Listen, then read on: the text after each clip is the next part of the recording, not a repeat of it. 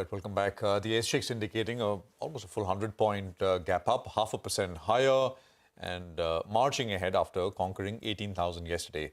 Well, what should you be doing in terms of trades? Mitessh Thakkar is joining us. So is Sudarshan Sukhani. Gentlemen, good morning. Great to have both of you on the program. Sudarshan, how would you approach things? The SGX is indicating a triple-digit higher start. Would you want to go in immediately or wait for dips to try and get back in? Good morning. See, for the last many days, I've been saying we should be staying on the long side of the market in the Nifty and in the Bank Nifty both. This is not a day trader's market. The large gaps that we see benefit positional traders and swing traders. So the view has been you take a position in the Nifty or the Bank Nifty, it's really interchangeable, and then stay with it. Don't go in and out during the day. So that is the view since 17,600 and it has been consistent. Now today, Prashant, we are reaching 18,100.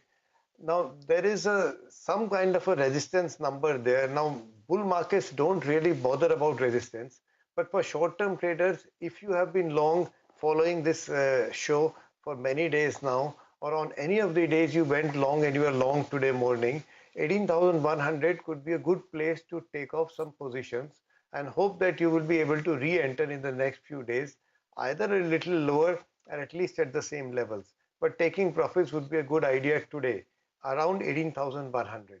So that's the view. The view is not to buy today. The view is to take profits on your existing positions.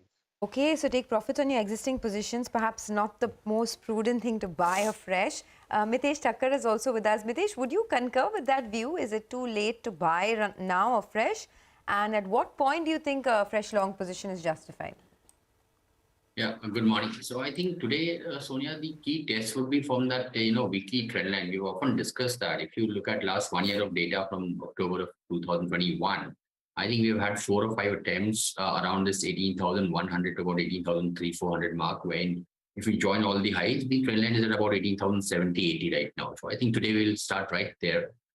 In case we start getting below that, and I think if we start getting below yesterday's high of 18,020, then I think I'll take profits. Otherwise, I'll try and see if the breakout kind of succeeds and if we see immediate follow through to about 18,250 odd level. So positive view, but yes, slightly cautious given the fact that we are at the important level of a trend line. But if that is crossed, then of course we are looking at much higher levels in the coming few weeks. Okay, all right. Hi, morning, Mitessh. Would you like to give us your stock picks as well? Najal, I have all 4 buy calls, which is very clearly trading on the long side, and that's what we've been maintaining for the last few days. The first one is a buy on Aditya Birla Fashion, made a fresh swing high. That's a buy with a stop at 347. Look for a target of around 367 to about 370. Deepak Nitrate, that's a buy with a stop at 2270 for targets of 2420. Indian Hotels is a buy. Keep a stop at about 326. Look for targets of 350. And Amar Raja Batteries is a buy with a stop at 506 for targets of 532. Oh. All right. Sudarshan, what about you? What are your trading ideas?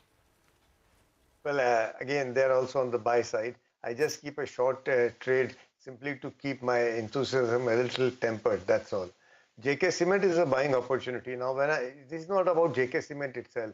Even ACC has a similar pattern. Shree Cement has a similar pattern. So it does appear that after a long protracted correction, cement is putting its act together and maybe there is some momentum on the upside.